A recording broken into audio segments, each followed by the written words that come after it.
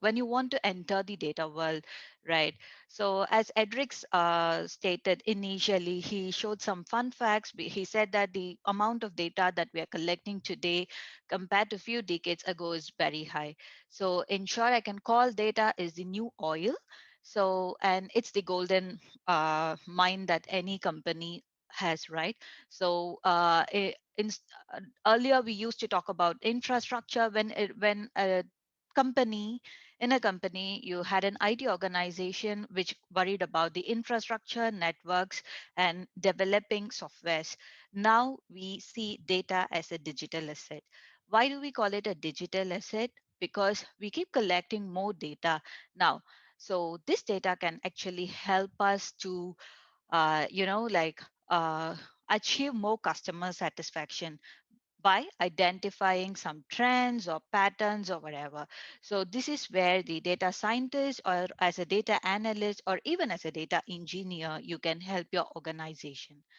So when you want to kickstart your career, right, in this data world, there are basically three different paths that one can take. You can become a data scientist, data engineer, or a data analyst. So when you choose one of these paths, the skill sets are not very distinct. They are not highly varied. There are overlaps. It's like you can imagine of a Venn diagram, for example, where there is overlap, there is common skill set among the different paths that somebody takes. So for example, as a data engineer, right, you will be responsible to build systems, and you will actually process large data sets, and you'll be able to create a single customer view and so on and so forth, which will actually enable the business to draw insights out of them. And as a data scientist, you are responsible to you'll be able to handle the projects from end to end, and also you will be processing large amounts of data, building algorithms, models, doing machine learning, so on and so forth. So sounds very technical, right, these two. Now, on the other hand, when you choose a career path, as you say, like, okay, I'm not so technical and I'm afraid of coding and all those, so maybe you can choose a career, but I'm still interested in driving insights or getting patterns from the data, then you have an option of becoming a data analyst and grow as a data analytics manager, consultant, so on and so forth. So, what does a data analyst do in an organization? So, he or she will typically be maintaining the database systems. Not necessarily, depends on the size of the organization. You will be interpreting the data. You'll be basically using the data that has been collected, visualizing it, present it, and build a storytelling, like come out with a story to present to your stakeholders or your business. So this will help them to find out insights. And so there are different skill sets that you require. As you see, programming is required across the different career paths. Either you want to become a data, you aspire to become a data scientist or data engineer or data analyst, right? And everything requires communication skills. I will talk a little more about why the communicate. Maybe we can go back to the previous slide. So I will talk a little bit more about like why the communication skill becomes more important for a data scientist and data analyst, and your programming skills. Definitely your technical skills make a very important aspect, plays a very important aspect here. Now, there are different things that these are all big words. It's a buzzword. It has been the buzzword. So that there has been data science, data engineers, big data, Hadoop, Spark, Hive. It's overwhelming, right? When someone actually wants to embark on this whole journey.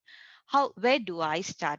So when you want to start, you first assess your skill set. Think whether you are you strong technically. Do you want to grow technically or no?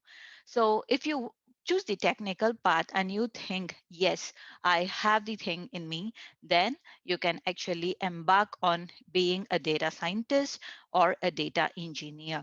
If you think you want to liaise more with the business side, then you can start thinking of building your career path from data scientist to data analyst. So there are different choices that one can have. I'm happy to talk more about data scientist and data analyst today because that's the focus of our topic. And I assume the participants also will be interested to hear more about this. So let me just share the difference between data scientist and data analyst. Can we move to the next slide? Thanks. Thank you. Yeah. So, as a data, so if we see this one, there are certain skills which are common between being a data scientist and a data analyst. So there are definitely the programming skills are common between both of them, and you need to have a statistical knowledge, definitely. Then you need to analyze your data, where comes in the feature of data mining, data modeling, building your models, etc. And more importantly, to be more successful, right, what we need to develop is our data storytelling skills. So that is very important. And what's the difference between being a data scientist and a data analyst? So, for data scientists, you need to be a little bit more technical. You need to understand the statistics, the concepts behind it, and be very strong in it. So, you need to know your machine learning algorithms. How does classification regression work, for example? Then you will slowly start building or moving yourself into processing big data sets. So, where you will be talking about distributed data systems, etc., etc. Then finally, you will go on to algorithm development. On the contrary, when you are a data analyst, you will be concentrating more on your BI tools, where it will be reporting, supporting reporting, and then data visualizations tools. So where I'm sure everyone would have heard about Tableau or ClickSense and Power BI, where you visualize the data. Now, say for example, every day MOH is releasing the COVID-19 data, right? Like what is the percentage of vaccinated individuals and first dose and all those. So all those charts across the timeline, right? It all has been developed using Tableau, for example. So these are very powerful because when you represent something via a chart, put it in simple terms, it reaches people faster. The messaging reaches faster when compared to writing a verbal text. So these are few things that like which are very important for us if we want to embark on these journeys. And why did I choose being a data analyst? Like, I mean, I started off, I did my course in data science, where we focus more on building machine learning algorithms, processing the data sets and all those. And then I started my career in data science, where I interned with a company here in Singapore, where we actually tried to employ ML in the production line. So when I joined my job, then I realized that working close to business is something which I am good at personally. So I felt like, okay, may probably I should grow my career as a data analyst and then grow to be a data analytics consultant. So today, I am helping the business in my organization to ask the right question. Sometimes it so happens that the business will not know what is the right question to ask or what the data can actually tell you, right? So that's where you come in. And very important thing to note is we have all these technical skills, you have your communication skills, etc. But what is something which we will not be able to get academically is our domain knowledge. So you need to work closely with the business, be it a data scientist or a data analyst, understand what your business needs are, propose the use case, test it out on the ground. You may fail or you may even succeed on your first attempt, doesn't matter. But only if you try out, you will ever know whether this works or not. So we work with business, we build our POCs, then we see what our use cases are, then we try to implement the solution. I find satisfaction in this and I'm happy with what I'm doing. So I thought probably a growing myself in the path of data analyst and then becoming a data analytics consultant would better suit me for my profile. So I would encourage everyone to first get your basics right and then identify which path you want to choose. So that will help you to identify what you want to become and how to hone your skills. And the basic thing is always stay relevant. Keep yourself upgrade. I mean, like keep upgrading your skills. There are many resources on the net, and there are many communities, like just like HackerTrail, where people of same like-minded people join, and then you can share your ideas, and also you can work on data sets publicly available, and like upgrade your skills. I think at this moment, maybe we can quickly share the poll number two and see what the participants think about, you know, data science and data analytics. Mac? Um, All right. Q poll number 2, please. All right. So this is a poll where we're checking in on the skills needed for a DS. So what do you think are the skills that you need for a DS or analyst? This is multiple choice. Go ahead. And again, again, thanks again to Vaish for sharing so much during this session over at done by HackerTrail. So again, don't forget, if you have more burning questions, make sure that you fill in the polls and you also join the community platform so that you can have a one-on-one with Vaish after this session. And in the meantime, while this poll is actually being done, Vaish, I have a question for you, actually. yes. Before the Q&A, I get to ask the first question. So, perks of being a moderator, I guess. So, did you wake up one morning and says, "I love data science. I wanted to be a data scientist"? How does it work? Like, what in is it about this whole thing that really, really interests you? First of all.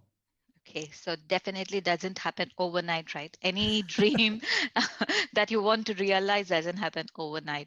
So for me, like why I chose or like how I embarked on this career path is I was a software developer. So, wherein, like, you write programs to develop systems, and it was basically for insurance clients. And later I realized, yeah, I'm developing the system, but I want to get closer to working with the customer data also. So, what are my options? So, that's when I realized probably I should learn about the basics, right? I signed up myself for a course on data warehouse, and I learned about business intelligence, how to build a data warehouse, and then on top of it, reporting. So when I did that, then I realized, oh, maybe this is not enough because the system is traditional system. So the view that you have of your customer is rigid. It is more transactional. So then I realized maybe not this. That's when all this the Twitter data from Twitter, sentiment mining, all these buzzwords came in. So that sort of interested me. So I went and searched like what are the options for me to upskill again into getting into data analytics. So that's how I landed onto the course at the Institute of System Science in NUS, which is a master's course where we learn about AL, AI, machine learning, and also data visualization, a piece of it. Then that's how I embarked like onto this whole journey. So if you see it, it didn't happen overnight, of course. It took me few years to actually switch over because I took a career break also. So it took a few years for me to switch. But if you don't take a career break, right, I would advise, because I see participants who are looking for a mid-career switch or like who want to switch in their current work, they are interested in moving into data analytics or data science. So for those I would say that you can register yourself for courses online. There are very beautifully designed courses which are very specific to like say for example text mining or data storytelling, for example. That itself is a course actually. So you can register yourself for such courses. You don't have to do a professional course per se, but then if you want to, by all means go ahead. But there are other sources maybe I will share at the end of this session, where you can kickstart your journey in this, and you can slowly familiarize yourself with the terms and then grow your career. Yeah, I Okay. hope that answered. Okay. Hey, thanks so much for that, Varesh. Now, one more thing is that, ladies and gentlemen, who has joined us this evening, again, thank you so much. We've got a couple. We need 60 more seconds on the poll. Please, if you have yet to do the poll, please finish it up. Do key in what your answer is for that poll. We got 60 seconds to go. In the meantime, now that question earlier on, Varesh, about the passion or the interest to go into data science. What about those? Are mainly for those who are interested at the beginning, but what about the mid transition and those who have listened to you right now and they go, hey, I want to get the job right now? Now, the question is, if I apply, what is the application process going to be like? For example, am I expected to do a case study? Should I get prepared in a certain way? Give us some insider tips, right? So that we can get that job. Yeah. Okay. So simple, right? Back to basics. You need to practice. So nothing comes like you just do a course, you get your certification, done. Yes, I'm certified now. Probably, yes, that is a value add, but that doesn't speak volume of your capability, right? So for that, I would advise definitely you need to pick up a skill, a programming skill. At the basic or bare minimum, we need to choose either Python or R programming. So that is on the technical front. And then something for the visualization and know some SQL basics. So there are some technical basics that the participant or like in data enthusiast should know skill. I mean, then they actually can register for courses online. They work with the data sets, real world data sets, and try to answer simple questions like, say for example, you have a data set on maybe as simple, right? Every day we have this COVID cases. So today in Singapore, I had 43 cases. Then we have the trend from 2020. So maybe as to kickstart, you can first to hone up your skills. Also, you can start building. You can try out algorithms, build code, and predict. For example, so when will the wave end? For example, right? So these are some real world questions, and you'll find many resources online and people out there who can help you on this. So definitely that will be a good start. And for people who are already in a job and are trying to switch, right, you can look out what the burning questions that your business has. So, and if you're already in the data team, definitely you will be having access to some sort of data, or you can see like how does other customers outside in other organizations, how do they tackle these problems? Maybe they can read about it, and they can discuss among their peers how it is being solved in their current organization. So those are good starts. So basically practice a lot, and that's how you build your profile. So yeah, that should help. All right, thank you so much for that. Okay, Vaishnavi, thanks again. Now we're going to move on to the Q&A, but before that, I think we've got the poll results that should be coming up. Please bring up the poll results that we can take a look at what skills are probably needed. Now, most of us have already said that all of the above, which is very good. You've been paying attention. Thank you so much. Okay, that's another gold star for each of you. Of course, these are fictitious gold stars. Now, the third poll, on the other hand, will be coming up in a little bit. And we are opening it up to the Q&A session right now. Okay. And again, the reminder to our audience, please post your questions in the chat box. We'll get them to either, we will get them done now, right? Or during the HackerTrail community post as well. So remember, get your questions in the chat box. We'll get them in the workshop or the HackerTrail community platform. All right, now I've got a couple of questions that are already here. We're moving on to the Q&A. Now, Vaish, question number one that we have, which is, which resources do you recommend to keep ourselves relevant to the trends in the industry? This is a very good question, actually. Yeah, so there are people out there who you can follow. So I follow Andrew Ang. I'm sure many of you here would have heard of Coursera, the online education portal, right? So the founder of Coursera, he is a AI enthusiast. So he shares a lot on data. So I follow his blog. So Andrew Ang, he also is like, because it is all AI and advanced. So for us, for a knowledge purpose, we can follow them. Then there is KD Nuggets, and also if you want to learn more, there is Analytics Vidya. So wherein you can join hackathons and so on and so forth. They keep their hackathons relevant to the trend. So they talk about like the latest trends, whatever is the latest trends, they post hackathons based on it.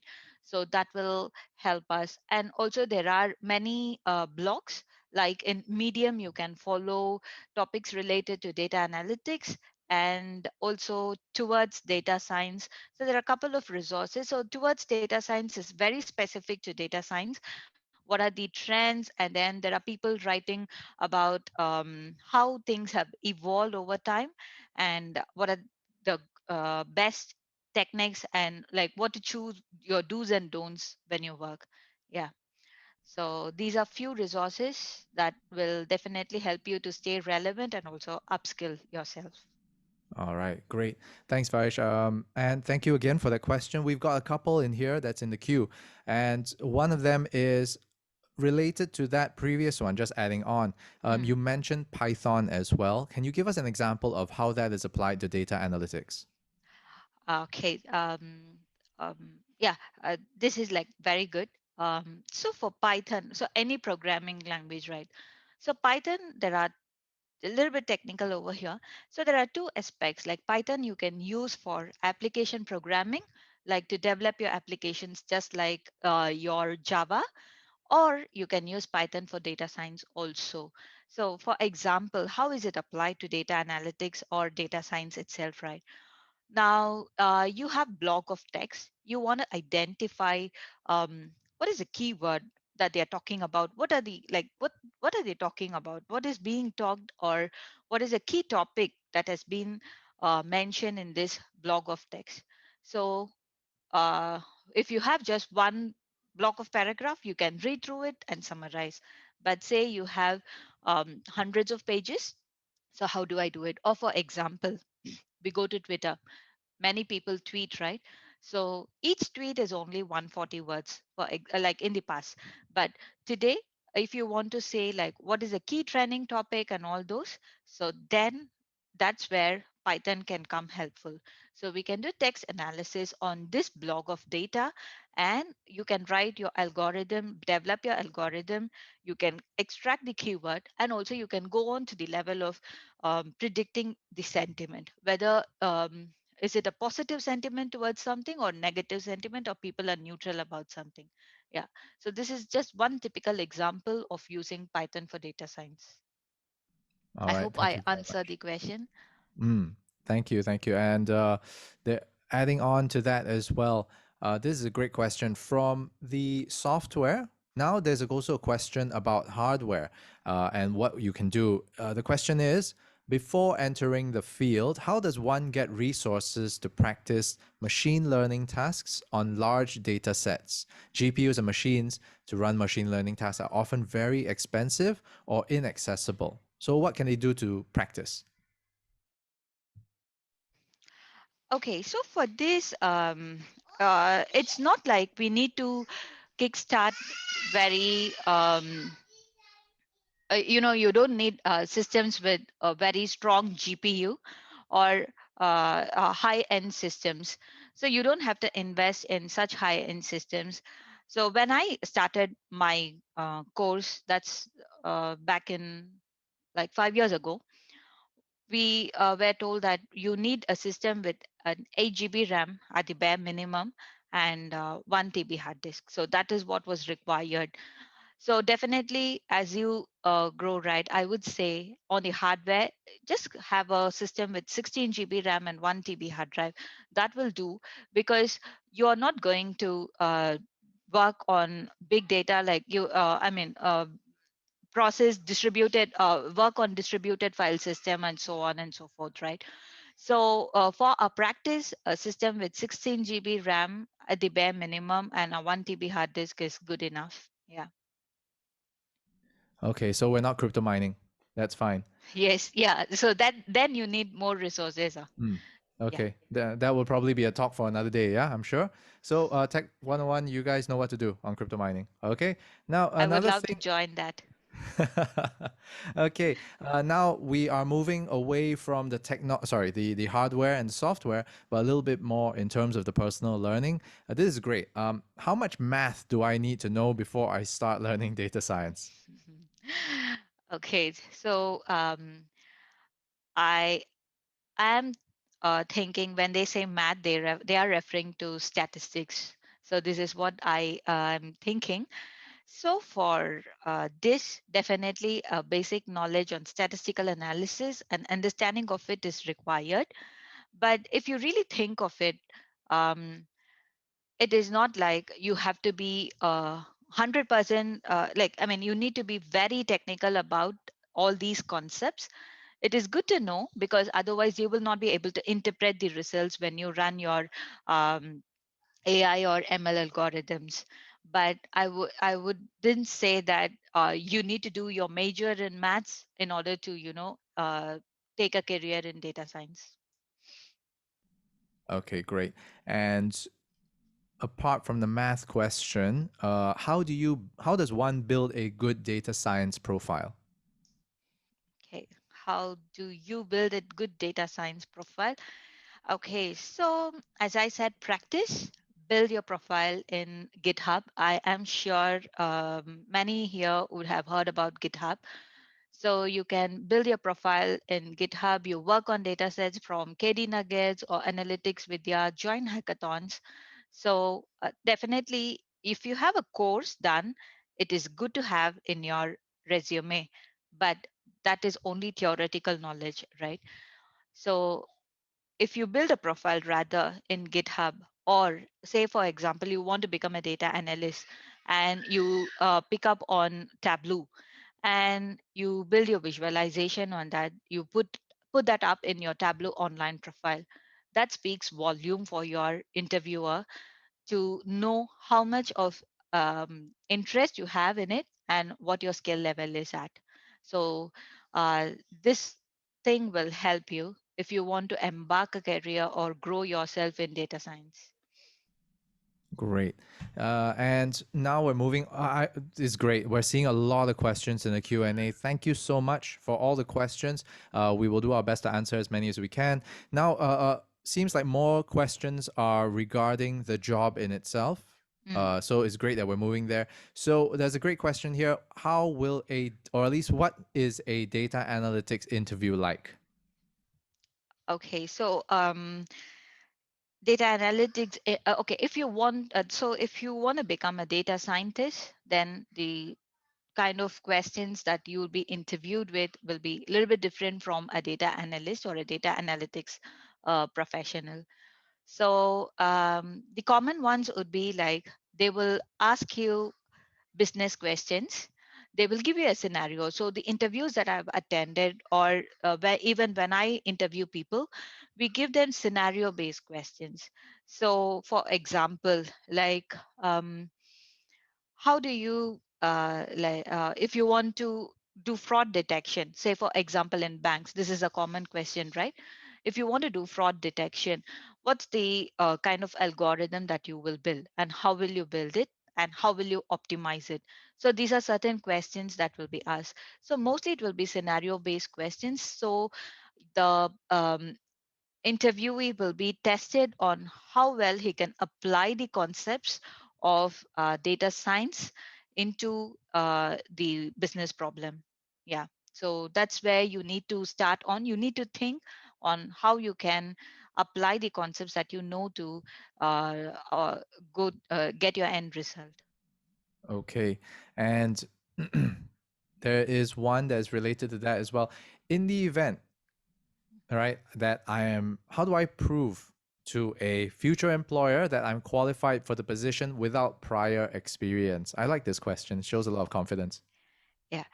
Okay, so not all job requires you to have prior experience, right? And definitely when you're doing mid-career switch, I think what is more valued by the interviewers is your prior business experience, your domain experience. How well do you understand the business will play an important part.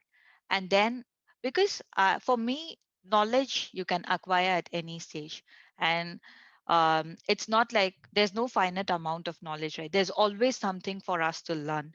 So, in that aspect, I would say that your business knowledge you can emphasize on how you can your business or domain knowledge that you have is going to help along with the theoretical knowledge or the academic knowledge that you acquired right now can help you to improve or improve the business. That is one thing. And as I earlier mentioned, you can there are plenty of data sets and resources available online. You can build your profile in GitHub or even data storytelling, and that can actually uh, be a showcase for your profile. Yeah. All right. Now, Liana has a nice question here. It says, "Does science involve? Oh, is science involved in data science?" So, okay, that first part of the question, Okay. probably need to check whether like things. What kind of science are we looking at first of all? Right? Is it physics, chemistry, or something like that? So, Liana, if you can refine that question just a little bit more, that might be very helpful. But the second part of the question says here, how much of coding is involved in data analysis and data science? I think we can take that one. Yeah. Okay. Let's wait for Liana's clarification. Like, because definitely it depends on the industry that you work in, how much of science is involved. And so I'll take the second question first. So, how much of coding is involved in data analysis and data science? So, as I said, R and Python are basic programming, which will help you, build algorithms or models in for data science related business questions. Apart from that, there are also tools which are available, but of course they are not free, right? They are paid. So there are ETL tools which can help you to process your data, for example, where there is like literally zero coding. So it depends on the organization you work for and whether or not they are able to, buy those enterprise systems. But having said all these, a bare knowledge of SQL is required, I would say, because that will help you appreciate how your data is being processed. So that is part one. And R or Python. If possible, I would encourage everyone here to pick up on Python because that is more versatile and it has an object oriented approach. So, you can also for Tableau there is no data technique programming skill required. If you're embarking on a data analytic profile, then maybe not, you can skip this technical skill on programming. Yeah. Okay, thanks so much. Yeah, Liana is there we go. What type of science is involved in data science? Physics, chemistry, biology, that kind of science. Okay, all right, interesting. so it depends on the application, right? Definitely, if you're working in healthcare and if you are working in research, obviously you will need some knowledge in the science related to zoology. So, in order to interpret your results better, what does it mean? So, like for example, I predict something. I do a testing on some drug and then I get my results. So I predict something. So what does it mean actually eventually? How do I interpret the results? So in those cases, in those industries, definitely a background of science or like, human science will be beneficial. But if you're working with businesses in the retail or manufacturing, I don't think so. It really plays an important role. Yeah. So that's why it is said like anybody can, start building a career in data analytics or data science as long as you have an interest in programming and building up your skill in storytelling. Yeah. Okay, and there's a good question here that it says that there is a job description, basically where somebody's asking you to see if you can help with the confusion over here. That the job descriptions of a data engineer, a data analyst, a data modeler, machine learning developer, they all sound or they all seem similar, right? What do you think are the key differentiators, and would you recommend others to really explore these different titles and see what the key differences are? Okay. So there's been a lot of like it is all gray areas. As I said earlier in my first slide, there's no clear distinction as to these work are done only by data engineers. These set of tasks are done only by data scientists. It also depends on the size of your organization. If your organization is very small, right, though you go in as a data scientist, you will end up doing your data engineering task and also a data analytic job. So when you look at the profile or the JDs, right, what you will need to see is if it is a data scientist, then the expectation would be heavy on technical skill. If you're going to be a data analyst, if you're applying for a data analyst role, then they would expect you to liaise with business and apart from your technical skills, they would expect you to liaise with business and see how well you can interpret the results, identify the trends, and share the insights back to the business. So then we have this data engineering. Data engineering, maybe, I mean, it may not be a good analogy, but I can say it is something related to software engineers of the past, where you don't have to interact much with your front end users. You are talking about systems, infrastructures, maintaining them, connections between DBs, and so on and so forth. So there, your communication skill may not be checked much, but rather you'll be seeing how much technical you are. Yeah. So basically, these are the different, broadly, these are the different parts in the data world. Hmm. Very interesting. This it comes. There's another question here from Mihir. Which libraries in Python should I start learning? Since there are quite a few of them. Uh, yeah. So usually we use NumPy. That is a very common um, library which you can use for many of the I mean like it helps you to it has many algorithms in it, so it supports many. So NumPy is one of the thing which anybody who kickstarts the career in data science, they pick it up. And for text mining, there are quite a few, but I would say you can start with Beautiful Soup, which is basics. And yeah, that will help you to like start building your model, see how they perform, and then you can learn along the way. Yeah. Okay. And would you also recommend learning C++ on top of Python? Mm, okay, so this one, not necessarily. I mean, it's good to have, but I wouldn't say it's die-hard skill that you will require to have. At least from this is from my personal experience, but people may differ.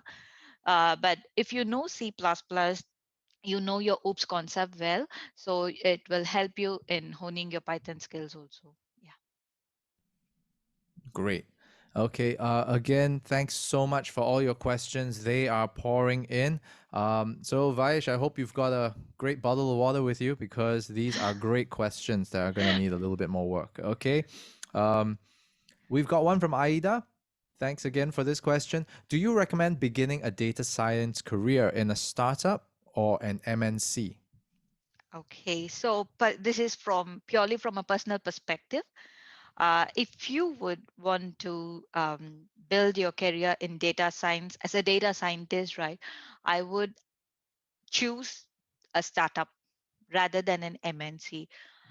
The reason being, in a startup, you have very few people, and you get a lot more responsibility. You can handle things end to end, and you can try out many new things. They're open to new ideas. So when compared to MNC, it's like, there is a system in place, there is a hierarchical structure that you need to follow and all those, but things are a bit lot more fluid in a startup. But definitely it is intensive, when I mean working on a startup is intensive compared to MNC. But if I want to become a data scientist, I would start my career in startup. Right. And adding to that, right, would you also provide certain advices instead of thinking about MNCs, you're just offering perspective, instead of choosing your MNCs or the SME, right? Would you, or startup, I'm sorry, would you also be willing to be open to the idea that you look into their clientele base, who they serve first, and perhaps that could also offer you a deeper insight into the kind of work that you'd be interested in rather than looking at the company that you are Mm, thinking about working. So it's kind of like, do you need, what kind of jeans do you want? Do you really need to go for that brand, or are you looking for that cut? You know what I'm saying? yeah. So definitely, it also depends on what your domain expertise is. Like, where do you want to grow? Also, that was a very good point that you highlighted. Like, what is your interest, and then who's the client that they like? What's the product that they are working on? If like a startup, maybe 5 years ago when Grab was a startup, right, they were trying to optimize the prices, then came in the search pricing and all those. So that would have been an interesting period to work with Grab. Now they have evolved much more, so they have their processes in place. So maybe things have changed, but still I hear from my peers who are working in Grab that the work over there is intensive, because it's more like a startup environment even now. So um, it really depends on what we are interested in, and whether or not the company will be able to complement what you are looking for. Great. And uh, Mir, you have a great question here. This one is definitely a very personal question to you, Vayesh. Okay. What was your first month in your first data science job like? Mm. Okay, I didn't expect such a question, but I mean, I think it's great for me. It takes me back to the days when I felt a little bit lost, because I was fresh into this piece, though I had like a prior experience, work experience. But as a data scientist, the expectations in your profile is like very different. So uh, for me, I was quite overwhelmed, to be honest, because I didn't know the business, because I work for manufacturing. So I didn't know the business, and the lack of domain knowledge hit me hard. So that's when I realized I need to actually get the business, my technical skills aside. Yes, I know how to build my algorithms, I know how to clean a data set, but then I realize that I should be asking the right questions to the business people. So not some data set that we have, like they just give you a data set and that helps you to, um, sorry, just give me a moment. TV, please. TV. Uh, I'm very sorry. It's my son. Okay. So, uh, back to the journey. Um, So when I kick-started my career, right, where in my first month, I realized that I didn't have the domain knowledge or the domain expertise. So I started to understand more from the business as to what the current process is, what are their pain points, and that helped me to see the data with a fresh eye. So I could understand, okay, what are the things that are missing in the current data set, for example. Then I asked them the right questions. Then they were able to help me, because just by using the data set that they provided me and predict something, I could have done it, but it could have meant nothing to them. So you understand your domain knowledge is what I learned during my first month. So that will help you to, get a step closer to the problem. Okay, interesting. Okay, we got a couple more questions. One of them is from Aida. Which data visualization or BI tool do you recommend beginners to start with? Yeah, so my personal favorite is Tableau, definitely. And I advocate for Tableau at a personal level. But also there's Power BI. If you are a pro Excel user, for you switching over to Power BI wouldn't be like you wouldn't face any difficulty. And Tableau is a very niche tool for data visualization. So the look and feel of both the softwares are very different. Both the tools are very different. So if you're looking for pure visualization and techniques, then I would suggest you build your thing on Tableau. Or if you're very confident in your Excel skills, then picking up Power BI is not very difficult. And in the market today, having a skill in Tableau and Power BI will speak volumes in your profile. Okay, this is an interesting one. Does data science relate to building websites? Uh, the short answer is no, but there also can be, it depends on the use case, right? I want to, like, for example, you have your Amazon. So in Amazon, when I look for products, right, I search for some products. Say, for example, I look for iPhone. Then there is some suggestions popping in the bottom. It says customers who bought this also bought. It shows like they bought maybe the iPhone cover, then AirPods, etc., etc., right? So that's when your data science comes into picture. Though it is an e-commerce website, but then it tells you uh, based on the trend analysis, past data of what customers have purchased, it is able to tell you if somebody buys this basic thing, right? When you buy bread, you will also buy butter. So uh,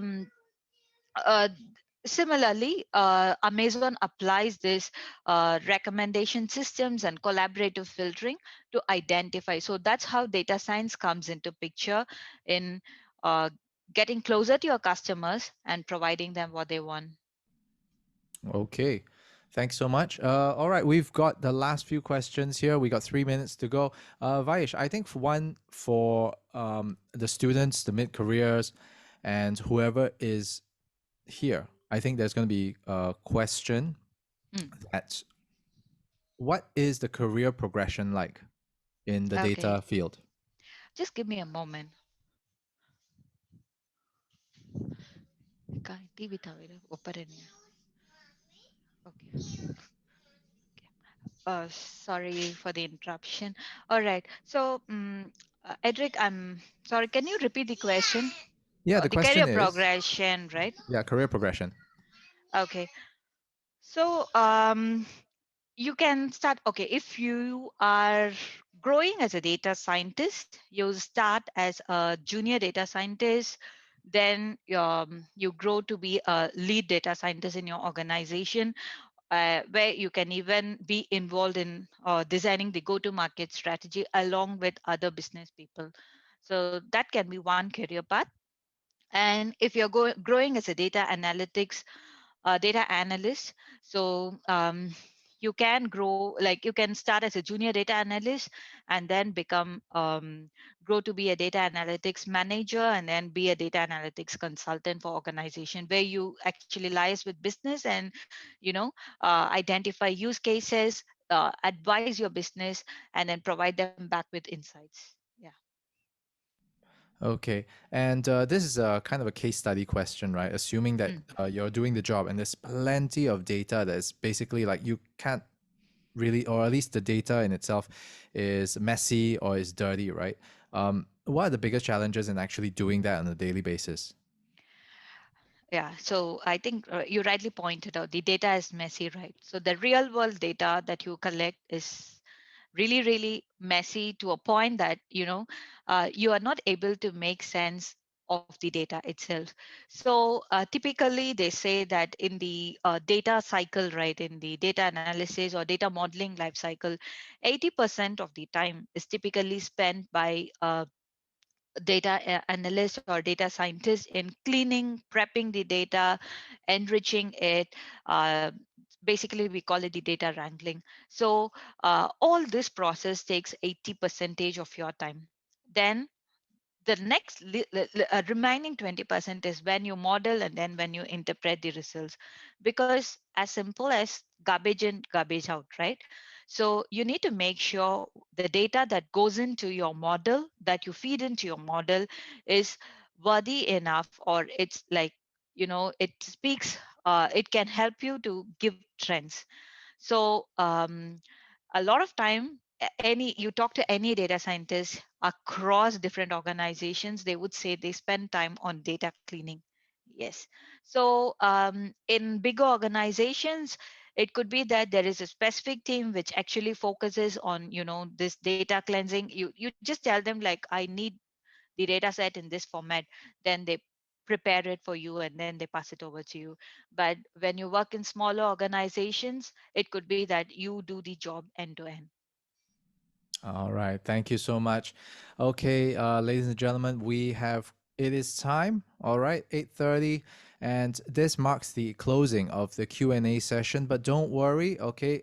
Thank you so much for your attention this far, and also Vayesh for sharing so much today. Before we're going to wrap up, we're going to take a minute to complete this short poll that's going to be appearing on your screen right now. And remember, complete this poll, all three of them. Join the HackerTrail community, and you will stand a chance to win an exclusive coaching session with Vayesh right here to start your data science journey. So you're going to get one-on-one coaching to get this data science journey on the right foot, and we will announce the winner on our community platform after the workshop. So you need to join this community right now. All right. In the meantime, please do up this poll about what your next steps will be after this session. And for those of you whose questions have not been answered during the session, don't worry. Okay, we'll be taking those into our community site for further discussions. I'm sorry. So make sure that you access the HackerTrail community site. Scan the QR code on the screen later, which is going to take you to the page, or click on the link that's going to be provided in the chat box shortly. Okay, so please stay tuned for the details of our next session and check out our website and social media pages for more information. Now, before we end off, now, Vaisha, is there any last words of wisdom you'd like to share with everybody before we end off? Yeah, definitely. So my professor, so when I did the course, this is the golden statement that I've taken away from him. So he says there's no right or wrong in data science. It all depends on whether the result that you get is able to answer your business question. So there's no one, it's not like, okay, this question has to be answered only this way. There are multiple ways to answer a question. So you always practice, you test it out, and then if you fail, it's okay. You fail fast. So that is fine. So he always says there's no right or wrong in data science. I hope everyone here who wants to kickstart their career remembers this. Do not feel afraid to fail.